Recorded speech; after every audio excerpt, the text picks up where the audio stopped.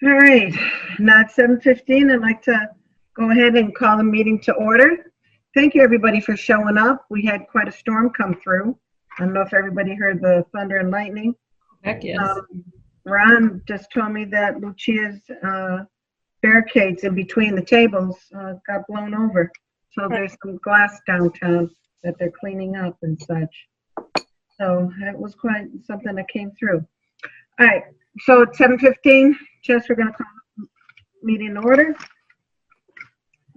The first thing on the agenda is the approval of the minutes. I only have one correction on the minutes, and I don't know. There's the minutes. These are the minutes for 2020 or July 1st. July 1st. Yep. Correct.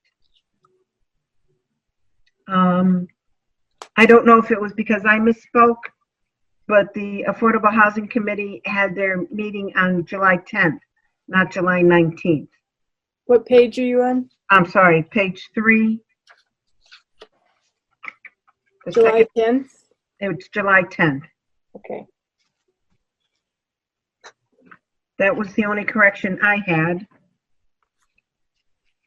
Does anybody else have any corrections? Nope.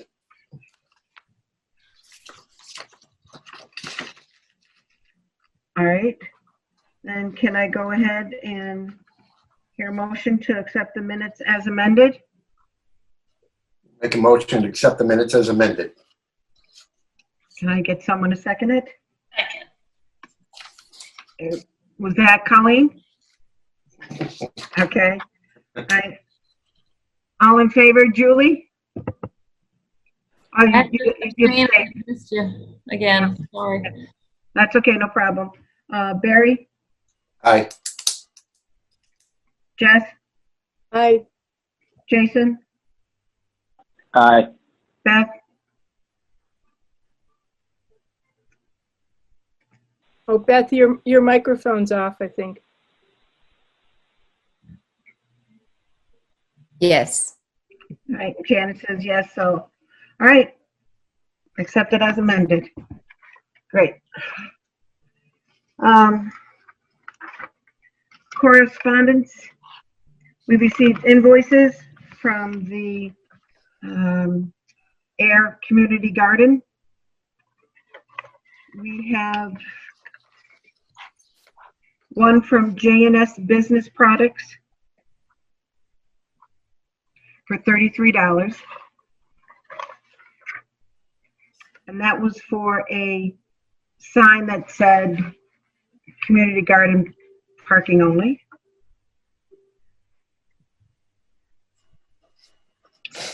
And then the other one is a reimbursement to Sheila because she bought several items. Some was from Ace Hardware and the Great Road Farm and Garden. The Ace Hardware was a trimmer, some hoses, a file box, a no smoking sign. And I questioned her with regards to, she bought hay, and it was for some of the new area to establish the garden, not as maintenance. Because that's the fine line when, especially when it gets reimbursed. So the total reimbursement to Sheila was $273.10. For those who are curious, the trimmer was $199.95. So that was the big ticket item. Any questions? I then entertain a motion to pay these invoices, or I mean, take that back. I've already gave the approval, but I want to make sure you guys were aware of it. Yeah. Okay. All right, we're moving a little too fast here. I got, I don't think, Irv is here. These aren't public hearings, so. No, they're not public hearings. Yeah.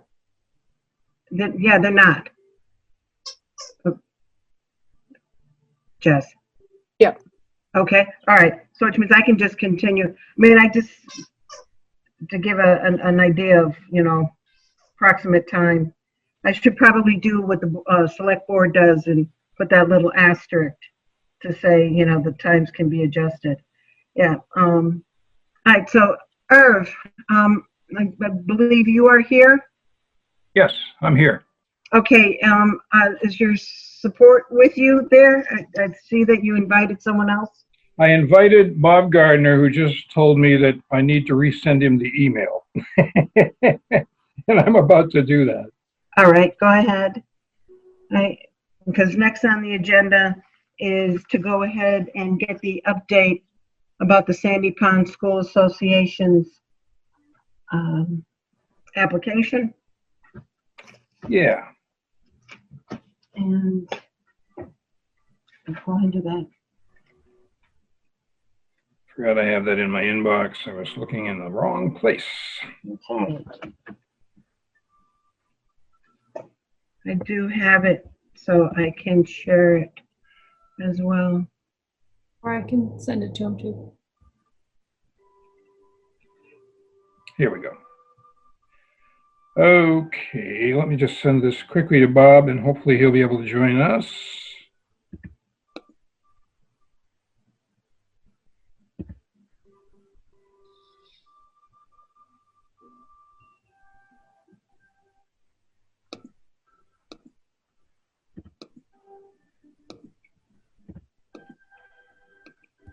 Okay, it's off. The rest is up to him. All right. Okay, let me. Tell me whether or not you all see the application for the Sandy Pond Schoolhouse. You do? Yes. Yes. Right. Excellent. All right. All right, Irv, I sent this on to all the committee members Okay, with all your updates. okay, And because the funding request, even though now you've got the estimated project cost of $191,910, your request from CPC is $187,340. that's correct. And I was at the select board meeting last night, and I know you received the letter today, but they were very supportive during their conversations last night. Right. Of this next phase. So this is awesome. Right. You want to take it from here? Yeah, just a couple of other updates with regard to letters of support. As Barry knows, the Historical Commission met this afternoon to consider sending a letter of support, and they voted to do so. So that will ultimately be coming from the Historical Commission, and the other group that we had approached was the Ayer Cultural Council, and they have also agreed to send a letter. I don't know when the dates, when either of those will arrive, but the bottom line is that at the back end of the application, we list 4 letters of support. Only one is actually included in the version of the application you have, but the other 3 will be coming. So. Right. We'll put that all together anyways for the public hearing on the 2nd. Right. Yeah, I'll make sure you have those in hand, and I can rescan the application prior to that meeting. I also met today with the architect and the contractor who've been working on phase 1, and we had some discussions about what has been done and what they are anticipating doing between now and the next several months. But I briefed them on the status of this application for phase 2, so they're aware of that and very excited. Okay, so let's see, to walk you through this quickly. I think there's several places we might go, but I would suggest, if I can find it here. Sorry about this. I should have figured this out. Page 3. If we could go to page 3. Okay, at the bottom of that page. See that page? Yes, right. The scope, project scope is as follows. This lists the main things that the major categories of work that are included in this phase. And the 25-word summary is that this phase is the phase where we're going to do the work that will allow us to open and reuse the building. That phase 1 was about preservation. It was about making sure the building was structurally sound. That has been accomplished. This is the remaining work that needs to be done to make it a usable historic site and community event venue. And so here you have listed the major components of work in this phase. And they are the construction and installation of a new fully accessible restroom. There is a restroom of sorts in the facility at the moment. It would not pass muster with MAAB. But so putting that in is a major thing for public use. We also need to improve the accessibility of the building, and the final design and plans for how that will actually be done will occur later. But basically this grant money sets, this grant proposal sets money aside for these following tasks. The entrance from the L to the classroom, which is inside the building, and then various patching of things. And then the installation externally of a ramp and a walk with a curb cut at the dead end street and a replacement of the front stair by a ramp. That all needs to be actually designed and would be at a later point. But again, the point is accessibility. Item 3 is the repair and reglazing and repainting of the windows and exterior trim. Now that's actually mainly at this point the windows, because the exterior trim has mostly been done, not completely. This is a rather labor-intensive task. The windows, which are 1869 vintage, are actually in fairly good condition, all things considered. They're wood windows with single glazing, and glazing compound was used. But what needs to be done at this point is to remove them, to strip them, to then reglaze them, and then refinish. There's no way to turn that into an automated project. I've done a few windows on old houses myself. When I do them, it takes forever. But that is a big and important item.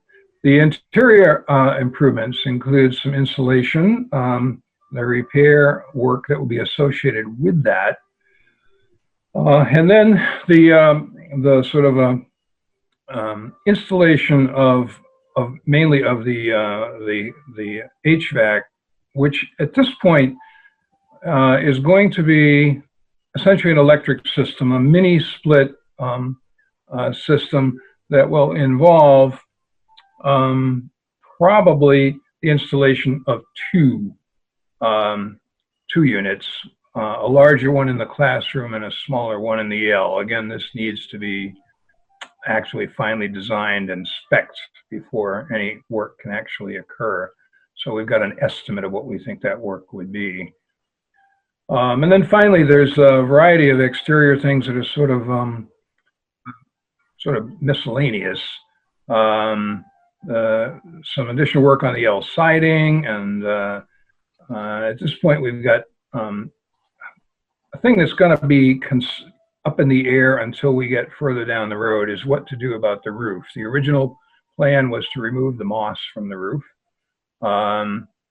And at the time that plan was conceived in 2017, the assumption was that the roof we could put off replacing the roof. based on the conversation today, people are feeling, well, maybe we really should try to do the roof earlier. That can only be done at this point, depending on how the finances actually work out on this grant. We have had good luck with phase one and found that we actually were able to get all the work done that we had originally planned and a little more for the money that was available. Some things were just coming in lower than they originally quoted, and that allowed us to add some other stuff. There's a significant difference between the cost of removing the moss and actually redoing the roof. The roof redoing would be much more expensive. It is possible as we get. What type of roof is it again? It's Well, not. right now Can you it's start the video? yeah, right now it's asphalt shingles, and that roof we're guessing is around 20 years old, we think. Originally it was wood, would have been cedar shingles. There's a decision to be made about that when the time comes because there's a huge difference in cost. The contractor today was saying that cedar shingles on that building would probably run $50,000 or more, whereas asphalt would be about 20. So we will make a final decision on that later on. But something does need to be done about the roof. Okay. Right. And all this work anyways is going to be under the guidelines of the Secretary of Interior, right, for historical buildings because it is a National Historic Site. Yes, that will be the case as the specs are prepared. Because what happens with this work, here we're working with a list of tasks that were identified by the conditions assessment team in 2017. And we've been using that as our baseline and also using their estimates for cost. Those are now a little dated, and they also were just estimates. In order to actually determine what a final cost on these things will really be, a couple things need to happen. One is that the architectural firm, in this case Spencer Sullivan and Vogt, needs to develop detailed specs, and that will be done on a sort of probably on a project by project basis. But those very detailed specs will be very detailed, and those will be reviewed by the Historical Commission, and assuming that the contract is the same as was for phase one, will be reviewed by the Historical Commission and reviewed by the building inspector as well, although in many cases his opinion is not, the key opinion.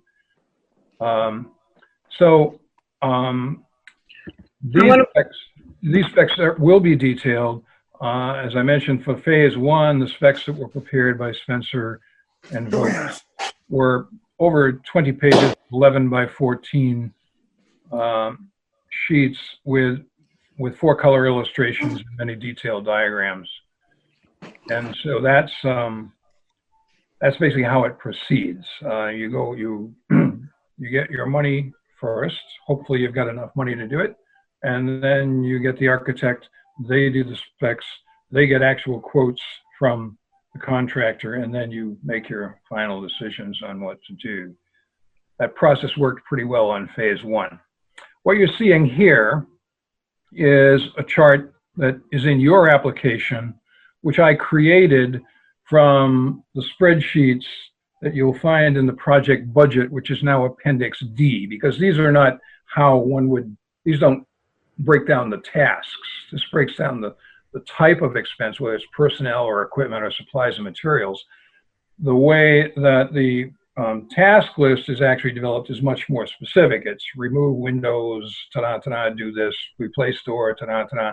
And then there's a breakdown for each of those in the conditions assessment by these categories: personnel, labor, equipment, etc. And then what I did was develop a spreadsheet, which, as I say, is in Appendix D. Sum all those categories in column 1 together, and then put the numbers in your table. So yeah, I'm going to move down to that appendix so people can see on how it's broken down. Yeah. Whoop. There. No, that's right. Okay, that looks like it. So it is quite a breakdown, and like I say, all you did is on that little chart is you put in the totals. Yeah, if you go to, let's see, go to the top row. There's another row above this. Yes, whoops. Yeah, come down a little bit again. What you see is total expenses in 2017 versus 2021 are on the left. And then there's a breakdown. It's personnel and labor, supplies, materials, equipment, subcontractors. And then over the right, I've checked all the sums. We had to not only break things down by these categories in order to create your table, we also had to make some guesstimates about what 4 years have done to the expected costs. And that turned out to be a matter of, I suspect there's probably different people might come up with different numbers, but what I did was research and come up with 5 different estimates in percentage terms of what people thought the percentage increase had been over this time. I then ran all of those numbers and then averaged them to get an average expense increase. And so you see, for example, the very first item, to demo existing walls and save for reuse, the estimate in 2017 was 1543. In 2021, using my average and increase, we got 1,724. So it's gone up basically not quite $200. That makes sense. Yeah. So, and if you want to see the actual, if you go down to the next spreadsheet, you'll see the, here we are. Yeah, this is a table. Okay. With the list on the left is the list of the sources from which I got these increases. And then the bottom row is the average. So it came out to 11.75% on average. It ranged from 7.81 to 13.39.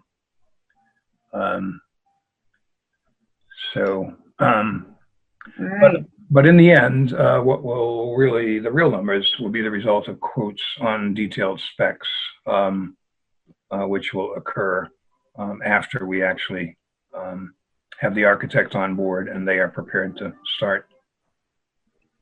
Okay. All right. Are there any questions?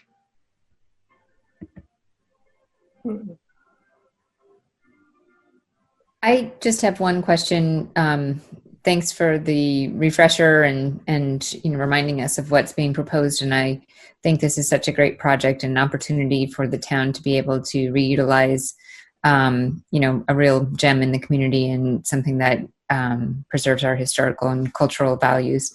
But I did want to just ask about the funds that remain from phase 1, because I just want to make sure that those were already approved, because that's CPA funding as well from phase 1. Yes. I just want to make sure that we shouldn't be like terminating phase 1 and then just refunding it all. I just, that the language in the warrant article and the material in the application and everything is consistent with these types of activities. So we just kind of clarify that we're not going to run into any trouble with using phase 1 funds for those activities, because we certainly have an opportunity to just close out phase 1 and roll it all into phase 2. So I just wanted to ask that question. Yeah, at the moment, my best guess is that we have about $4,000 left in unspent phase 1 money. We still have a couple more things that we have 2 things in progress now. There's 2 more things that we hope to do over this summer, early fall. When those are done, those are all in phase 1 projects. There'd probably be about $4,000 left, we think. So what I proposed here in this application is that we would just roll that $4,000 over into phase 2, because the total cost for phase 2 is currently estimated at $191. So if we could apply the roughly 4 that we think will be left over to phase 2 work, then we'd only need 187. And so that's what the request is for. Now, if that's not going to work out, we'd have to close out phase 1 at some point, return that money, or not. Well, we wouldn't return it because we don't have it. We just would say we're not going to spend it. And then we'd have to add that, probably add that money back into this request. So but right now we're estimating it at about $4,000. I Yeah, can just, if those tasks are truly phase two tasks and they weren't indicated in the proposal for phase one in the warrant article, then I think it's a lot cleaner and safer to just roll it into the phase two request. But I guess I'd hear what Janet or anyone else has to say about that. well, what I can do too is I can check with Lisa to see whether or not, because again, unless all the monies are being used up, she'll go ahead and ask me, should it be closed? So if, I think you're right, if it's still considered a phase one project, that can still remain open, use those monies, and then move on as well with phase two. So I see where you're coming from, Beth, is like, are these truly phase one project items or are they phase two? And if they end up being phase two, it's best to close it out and put it all into phase two. If it's still phase one, then keep phase one open until it's all used up and then move on to, phase two. Am I repeating pretty much what you're trying to get to, Beth? Yeah, correct. I mean, we have indicated what was an appropriate use for the phase one funds, and if this is truly phase two, then we shouldn't still be using the phase one. We should just ask for it in the full request Okay. for phase two. Yeah. All right. Irv, is there a chance that you might be able to find out if these are part of that phase one project, even though the money is right now hasn't been spent? But if it is a phase one item, then that's how we can word it. Yeah, well, it gets a little loosey-goosey here because what happened actually in the course of phase one was that we ended up doing some things that weren't originally in phase one because it made sense to do them at that point. And the way we dealt with it was through change orders in the contract.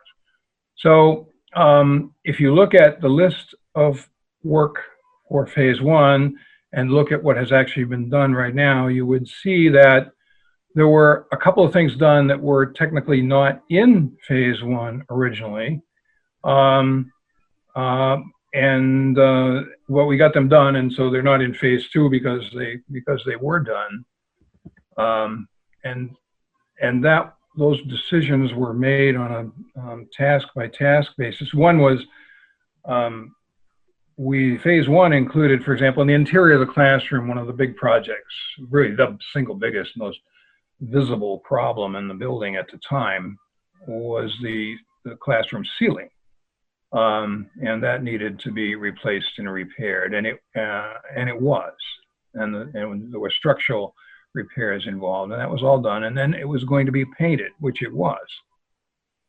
But the contractor pointed out at the point when we got to the painting that actually it would really make a lot of sense long-term to do all of the interior painting then rather than waiting till later on, and we could get a better price. And we did get a really great price on it. So we did a change order and we did the interior painting. That was all work that was in the original conditions assessment, but it was a little different than what we had planned in phase one. If we had stuck with just the list of phase one, we would have had to put that off and it would have had to put it into phase two. So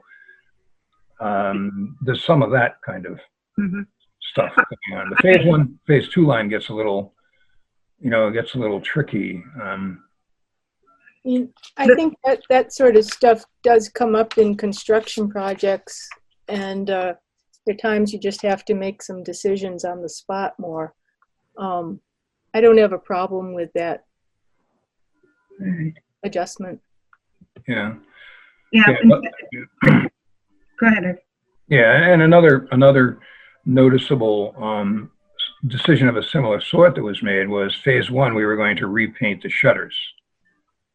When we got to the repainting of the shutters, I went out and took a good look at them and discovered that about 4 of them were not paintable, and then none of them were in great shape. So we huddled on that and decided not to paint them, but instead to replace them. And that was done with a change order, and that has been done.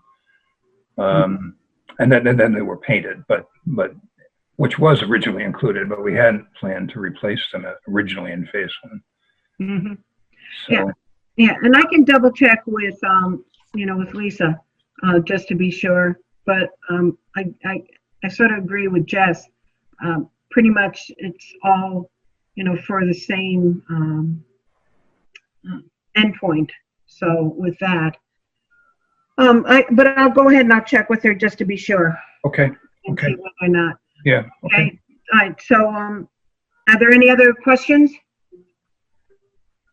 All right, because if there isn't, then I believe that we've already said that this is going to move on to a public hearing on September 2nd. Are we still all in favor of doing that? Yes. Yes, yep. Right, I don't think I have to make a motion and such, or have a motion made. So I think we're all set in doing that. So September 2nd let's see, I have notices here. We've got you at 7:15, 7:15 on September 2nd? correct? Janet, could I just ask while you're doing that, we're starting the meeting at 7 that night? Yes. Um, Why, you guys have a meeting zoning No. before? no, I'm just wondering, if do we need all that 15 minutes before we open a public hearing, or would we be better adjusting the time so that we can spend a bit more on the public hearing parts? I think the only thing is like, if we have that 15 minutes, again, it sometimes to make sure we get the quorum. I mean, I like giving a little bit of leeway, as well as if we need to, we can do the committee reports and such prior to the public hearing. I know, yeah, Right. That'll be a Zoom meeting also, right? oh, Presumably? yeah, Yeah. yeah, they are. Yeah, okay. Mm. The architect, Lynn Spencer, would like to attend that meeting, and I think it would be helpful to have her there, so. Okay, that sounds good. Okay. All right, let me see, does anybody else think that it should be changed? Maybe to 7:10? Say 7:10, because if we wind up having to start a public hearing a couple minutes later, that's fine, but we can't start it earlier. Okay, Okay. all right. Okay, 7:10. so it'll be at 7:10. Should be able to do that. All right. Okay. And for the public hearing, and certainly for the anticipated presentation at Fall Town Meeting, I would suggest, and you're probably already working on this, but sort of a PowerPoint or something where you can walk through, your tables of your budget and have some photos of the schoolhouse and things like that, just to make it a sharper presentation for people, especially who aren't as familiar with it as we might be. So, especially at town meeting, I know we'll want to keep town meeting presentations really brief and concise. But again, those images will really help to provide a lot of perspective. Right, and I can do that, yeah. Reasonably familiar with PowerPoint. Great, thank you. Okay. All right, great. Irv, thank you. And Thank you. tell Bob thank you too. I will. All right, very good. So we'll see you all on September 2nd, and we'll probably communicate some before. All right, sounds great. Thanks. Thank you, Irv. Okay. Bye-bye. Yeah. All right. Get out of here. Did Bob make it in? Oh, we did. Yeah. Okay, We great. did. Okay. All right, thank you. All right, let's see if, all right, next on the agenda is a presentation from the Affordable Housing Committee for funding for the possible Affordable Housing Trust. And because I'm on this committee and I'm the chair of the Affordable Housing Committee, I'll be passing the baton over to Beth, who will go ahead and take it so we can make our presentation. Beth, can I start? Beth, you have to turn I your microphone. just have to navigate my mute and unmute better. Sure, thank you. I will by no means do as good of a job as Janet does, but I will happily take over for a brief period of time. So yes, for the applicant for the Affordable Housing Trust, please take over and start your presentation. All right. Well, thank you very much, everybody. With the Affordable Housing Committee, it's been part of our charter from the master plan is to go ahead and to create a housing trust. Now, this housing trust has got to be approved by the town, and we do have a warrant article that will be submitted for the October 26th fall town meeting. And also, the Affordable Housing Committee will be having 2 information sessions.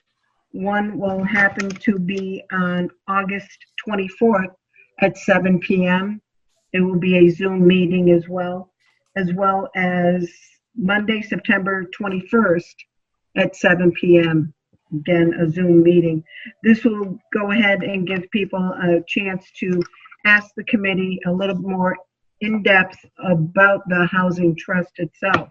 I'll get into it a little bit here with the application. Like I say, we do know that the CPA fund was increased to a 3% margin this year. With that, there will be additional funds coming into the CPA trust fund for the town. Majority of that we would like to be placed into a housing budget, the housing category, so that we could fund this housing trust. We see this housing trust as being something like the conservation fund. So it would be monies set to the side that is pretty much under the guidance of a trust board of trustees. That board of trustees, per Massachusetts guidelines, should have members from the housing committees, also from the planning board, also from the select board or town manager. Again, we do have a quasi draft of bylaws that would be available once the housing trust itself gets approved, but at least it's a draft so that town council can go ahead and start looking at it. With that, again, this is just a start. This is something that many towns around us have started, especially now with the pandemic, of looking at emergency rental assistance for individuals that are that fall through the cracks, ones that do not get any type of federal or state assistance. Again, the committee, and I have Ron online with us, as well as Alicia from the Office of Community and Economic Development. Alicia's office has been doing a lot with trying to get additional grant monies to assist with, affordable housing rehab and such within the town. But we want to see, again, right now, because of the pandemic, of having something for an emergency rental assistance program. Now, this housing trust, we would also like to see grow. So when we look at this application, we are looking at just a funding right now of $30,000. And that's just like a seed money to get this all started. Again, we understand that the CPA trust fund has going to be receiving more monies from the 2021 tax year. But until we get everything all the ducks in a row, the board of trustees on the bylaws, the feedback from the community of exactly where these monies, should go ahead and be spent, and again, get all the applications, the guidelines, the income requirements, all that done. Again, we want to take it one step at a time. And as time progresses, we'd like to see this fund grow. So when the initial request, we went back and forth as a committee of what we should ask for. And we thought 30,000 would be good to start off as being the emergency rental assistance program to help individuals who need possibly maybe 3 months of rent, and it doesn't go to the person, it goes directly to the landlord, so that they can go ahead and possibly get $500 or whatever, depending upon the need.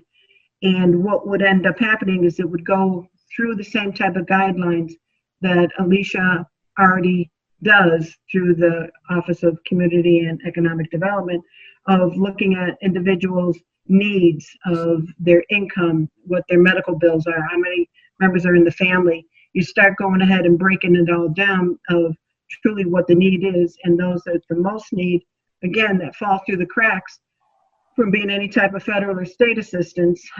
We want this to start off this project, this trust fund. So again, with the application that you've received, it's pretty much going to help local residents with rental assistance. And so we can help with the diversity, housing diversity in the town of Ayer. Again, that's one of the things that is from the master plan that we want to be able to continue. All right. Trying to go ahead, and it's more of, it will stick by right now the guidelines for the housing trust. I just noticed a typo. For the housing trust rental assistance for CPA, when we receive CPA funds, we'll go by those guidelines. Now, the housing trust, should it be accepted by the town, will also be able to receive additional funding from the new zoning bylaws. If applicable, it can do the in lieu of fees. And like I say, that's if it meets those requirements. The other thing too, it can also be additional town funding, and there can be private contributions. So this fund is a separate entity of the town, and it would be controlled still by our town accountant. She would still handle all the funding. The CPA fund would be put into a specific category within that fund, so that if monies are being taken out from that, it will go ahead and meet the CPA guidelines. The additional funds can also be used, like I say, from the other funding sources for other things that don't meet some of the CPA guidelines. Again, we're starting small. As time progresses, we would love to see this be increased so that we might even make it to working with a developer and creating affordable housing. And again, when you look at affordable housing, it does not mean these are all 40Bs. These are all Section 8s. This is to have the average worker within the town of Ayer pretty much be able to afford places. So if we can work with the developer to come up with, some housing units, maybe rehab some housing units, to go ahead and have that additional funds available in this trust so that it can be quickly used. Now, I know that CPA funds are used for items like Habitat for Humanity. It usually ends up going into a warrant article, so it can be used for that. This here would be above and beyond that, so that we do have, like I say, the additional funds that be available through the trust, through the Board of Trustee approving it, and through the Office of Community and Economic Development overseeing the administration of it. That pretty much, I put it down that it's going to be mostly all contractual, because again, it will all be done as a needed, as requested basis. With, I say, with this request, again, it's just going to go ahead and be available for, and be available for individuals who fall through the cracks. I'm going to leave it open for any type of questions because I've got stuff in my head, but I want to make sure I answer. We've got like an annual maintenance budget. Can you guys see the application? No, we're not. I seeing know, it I right have now. one, but All right, hold on. I have a copy, but All right. All right, let me share it. I thought I shared it. Hold on.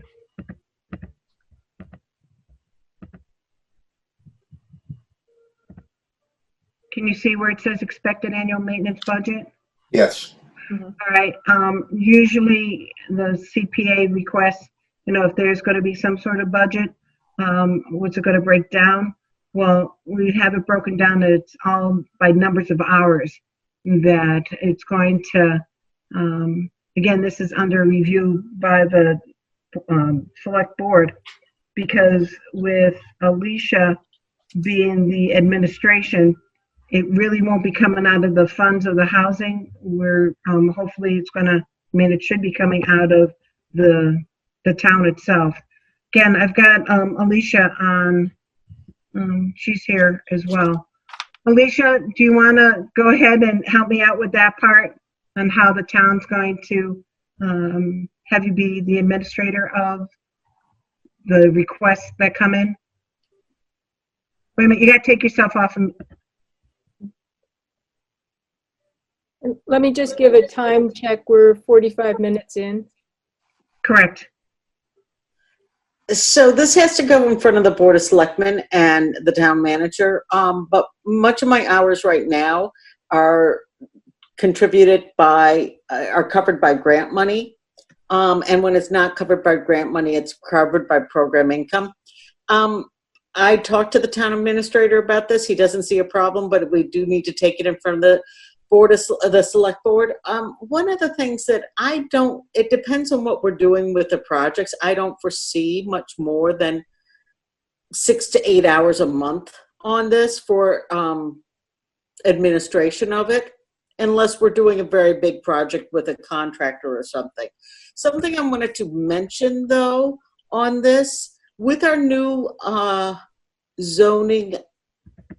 inclusionary zoning bylaw, we have an option for developers. If they do not want to put in affordable units, they can give an in lieu of payment and it has to be, and right now the bylaw says it'll go to the housing authority, it'll go to a housing trust, and Jan and I have talked about this, and not that we have any problem with the housing authority, but the housing authority really is a state agency.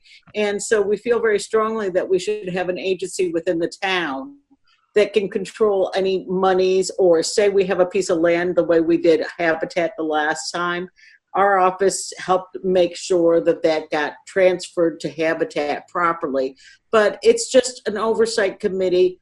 We put together the Affordable Housing Committee to do some work on this, and this would give some members of the Affordable Housing Committee would be on this board as well, and this would give the a committee that has actual ability to make judgments. Now, if you guys want to have a little more oversight, the committee will definitely report to you and that sort of thing, and to the town on it. Was there any questions? I kind of went over the whole hours thing. I'm sorry.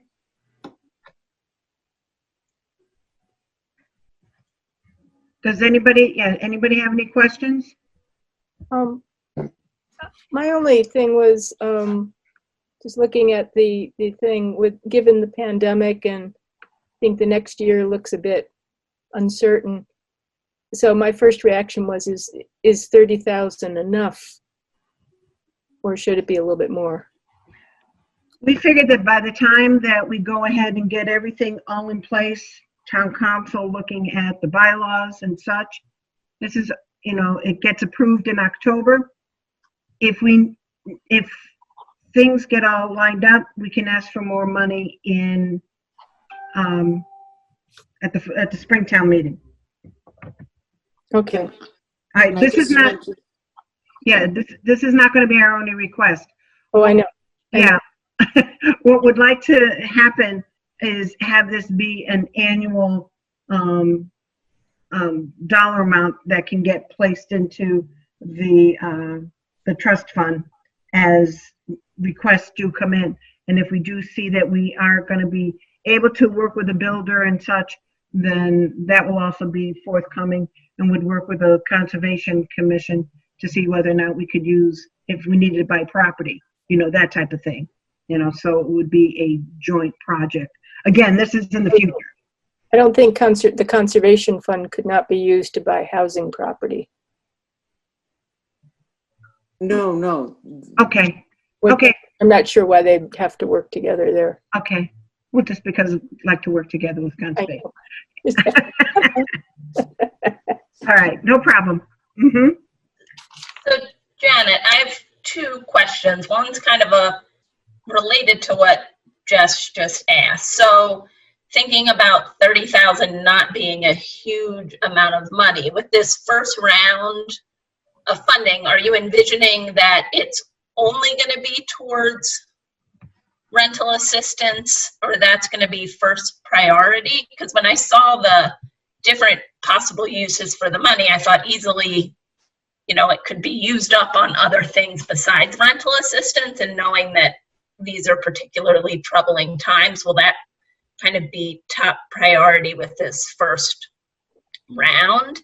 And then the other question was, I think I understood from your introduction that the goal is to not just have CPA funds, but to also have other funding sources once it's been established to supplement it. And I'm wondering if that kind of needs to go into the application so that it's clear to people. I mean, I know you'll bring it up in the public hearing, but to be clear that it's not just CPA funds, but that this is just the starting point to also try to look for other funds, because I didn't see that in the application. I might not have read it carefully enough. That's okay. You're right. It was on page 5 a little bit. But I think I probably should put some inside this budget cost sharing section to go ahead and say these will be the other monies that might come in. We don't know the amounts, but at least that could be, where the options. But yeah, Jess is right. I know that I did put it down on. Bottom of page 5.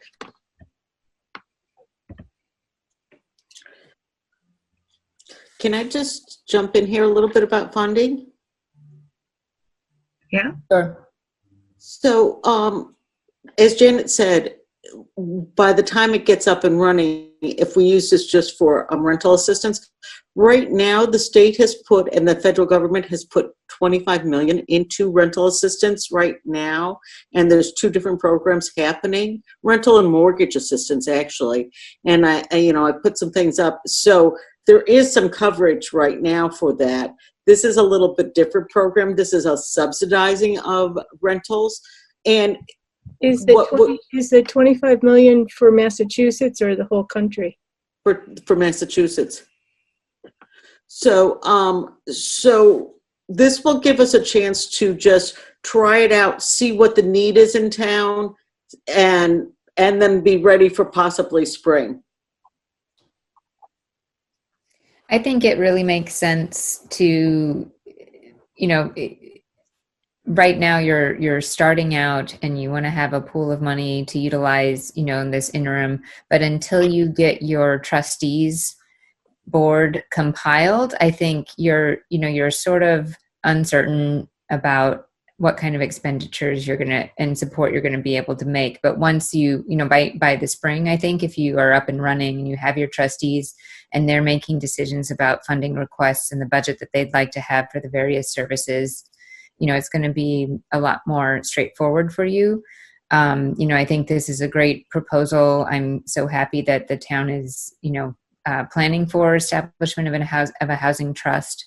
And similar to the conservation fund, that there's just this recognition that you have so much more flexibility for funding to be allocated to a trust and available without having to go to town meeting, especially whenever something like a property's up for sale and there's an opportunity to acquire it and fix it up and make it available as a rental or a for purchase, affordable housing asset. So, I'm really pleased that, this is all happening. And then on top of it all, with the current pandemic and the ability to provide more rental assistance for people who don't qualify for some of the programs that, we're already through Alicia's office facilitating participation in. I think, this is just going to help, as has been identified, fill in the gaps, and it's really worthwhile. So thank you all for those of you who have been working on it. But I do want to, for any other board members who have any other questions or comments, please go ahead and chime in, and then we'll make sure that we check and see if anyone from the public has anything they wanted to contribute.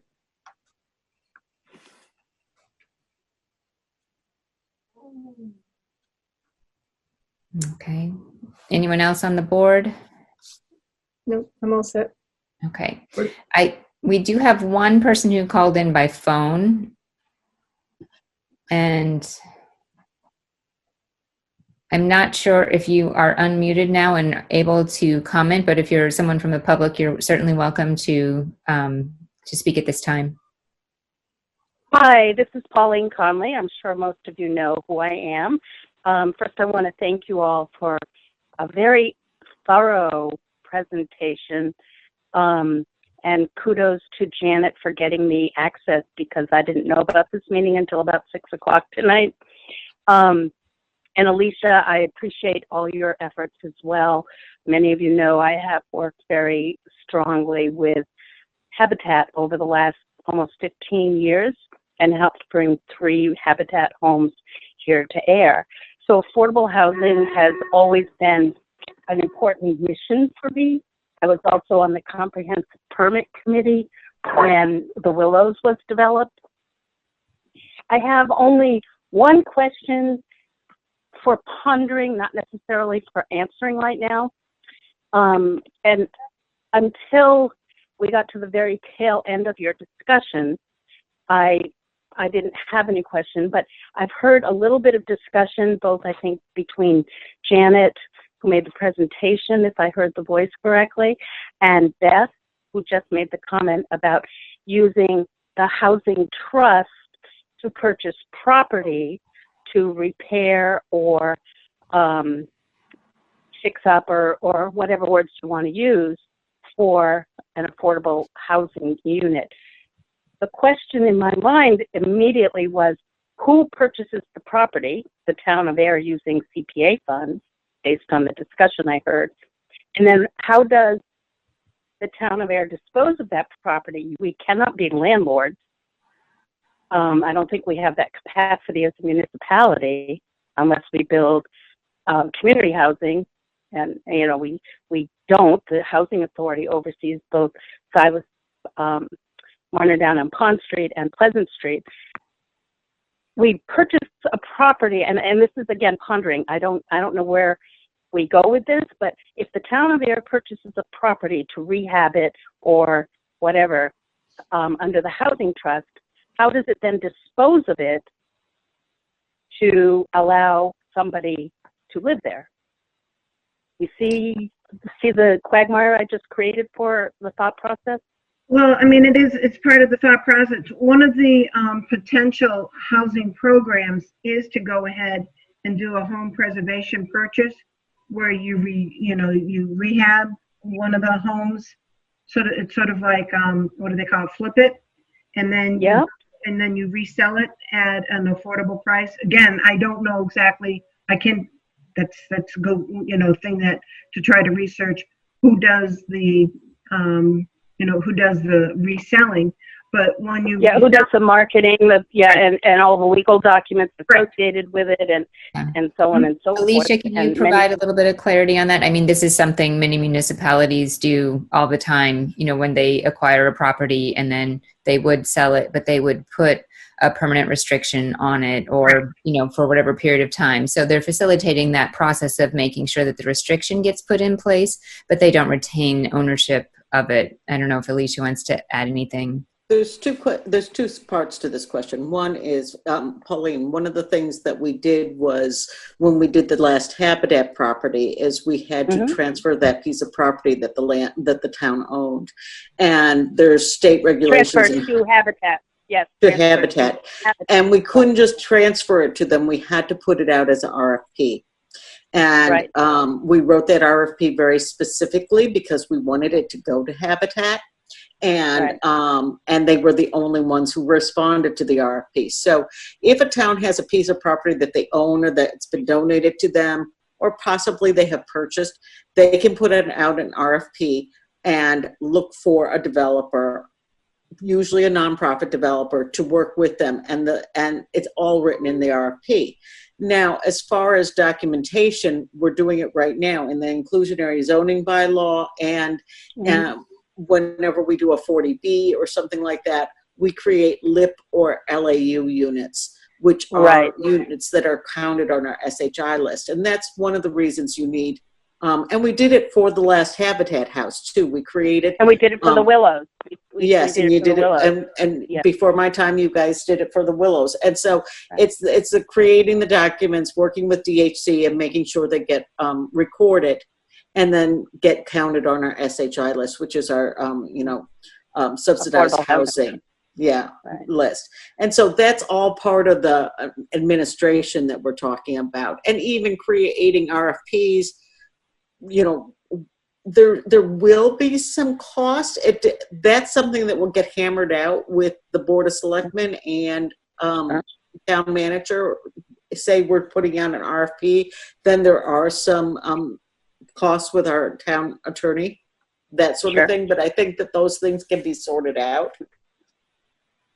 Yes, I agree, Alicia, and those could probably fall under the general administration of the CPF funds that the CPC oversees, or through your office, depending on the number of hours that you are working on it.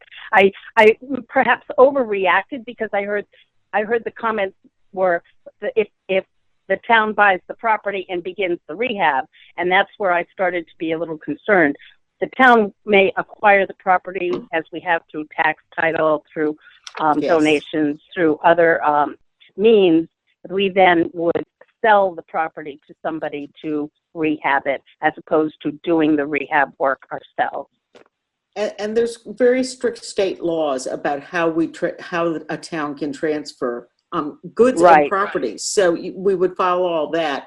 And what would happen is, probably because we also follow all the public hearing and public forums, if we had a piece of property that was donated to us, we would probably start out with, public hearings about what people wanted to see done with it.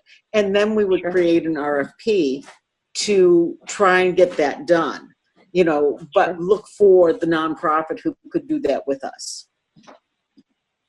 Excellent. Thank you for that clarification. Now I will sleep better, as they say. Anyway, ladies and gentlemen, you've done a wonderful job with this project. I commend you all, and I thank you for allowing me to ask a question.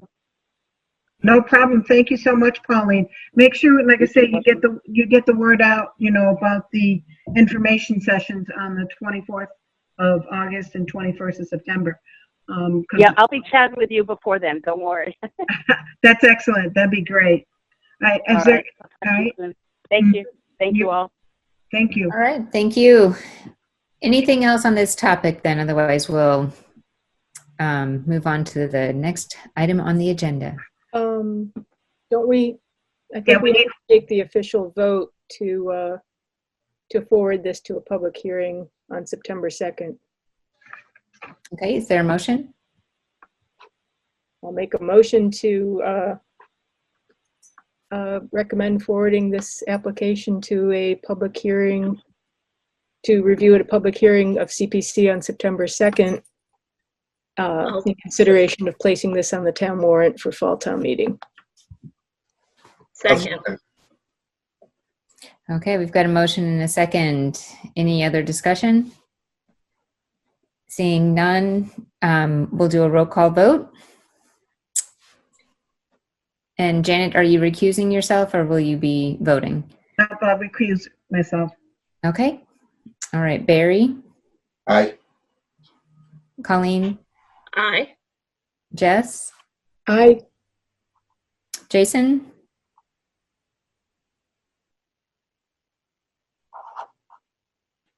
Did we lose Jason?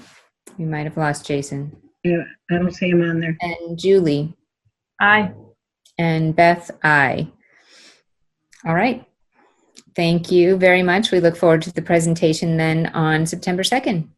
All right, and September 2nd, if the other one is at 7:10, do we want to go ahead and put this in as 7:30? Give Irv 20 yeah, minutes? Okay, yeah. all right. Janet, if you haven't put the legal ad out yet, have you? I'll see if they can fix it. Hmm? I'll see if they can fix it. Oh, no, don't worry. Um, Oh, I see what you mean. Yeah, the legal ad. Yeah. Okay, so we'll see. Okay. They might get, updated for the 28th, so. All right. Okay, so moving along then, this is great. I know Cindy told me that we can have a couple more minutes, just with regards to committee reports. Just quickly, there was no Air Housing Authority meeting because it's summer and unless there's an emergency, we don't meet. So that's it for housing. Planning? Okay, hold on one second. We are taking up, it's been continued a few weeks now, but we are planning on hearing about 14 Washington Street, the site plan review, and Air Solar 2. So hopefully we'll be getting to that. It keeps getting moved forward, but the applicant said they'll be here next meeting. And we had the DPW in recently, and we worked on the stormwater regulations that'll be coming to town meeting. Nice. All right, conservation? We're just pursuing some enforcement issues and also still working on our review of Air Solar 2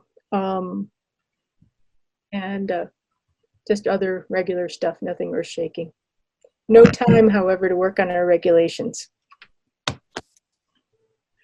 Amazing how time flies. Yeah, well, on a Zoom meeting. Yeah. All right, historic? Just tonight, we voted to send a letter of support for the Sandy Pond School Association regarding the Phase 2 work. And we also asked about a preservation restriction because we didn't see that in his application, but he agreed to yes, that's something that they want to do, so they'll work with us on that. And at the same time, I've got to go through the macro system to see which properties need to be updated for the inventory. And I guess the David E. Ross property by Game Farm Road has been sold, and I thought that we should probably check to make sure that we can maintain that monument that's been down there since 1915, because it actually is that goes with that property, which was the old Rota Club David E. Ross property. So hopefully the new owners won't mind that monument staying there. So. That has been sold to a Buddhist monk who's going to turn. Meditation center or something like that. That's what I heard, yeah. So, Yeah, they've been doing a lot of cleanup of the area too, getting rid of shrubs and Yeah, such. they got a little carried away on the bank of the Nashua. That's what I heard. I haven't been down. I haven't been able to get out for the last month or so. I had some trouble with my back. So I usually get down there and I weed whack all the way around the monument and everything. So I don't know what it looks like just yet because I've only been on my feet for about 4 or 5 days. So. Oh, glad you're doing better. Yeah. It's like, oh, all right. I don't know. Again, I think we lost Jason. So Parks and Rec. All right, Beth, is there anything for open space? Nothing to report tonight. Okay. All right. Colleen, anything to report? No. Okay, just double checking. All right, so that's good. Again, I think, we did a lot tonight. I do appreciate everybody showing up. This is awesome. You guys are great. Thanks. And our next meeting is September 2nd, which will be the public hearings. And if you guys want more information about the Housing Trust, I'll keep saying it. We've got the 2 public information sessions on August 24th, as well as I'm trying to find Alicia's little handout, as well as September 21st. It's a nice little handout that she developed. I don't have it to share, but with that, it's a nice little poster to talk about the August 24th session. All right, I think we covered everything. Can I have someone make a motion to adjourn? Motion to adjourn. I'll second that. Aye. All in favor, aye. All right. Aye. Guys, thank you so much for everything.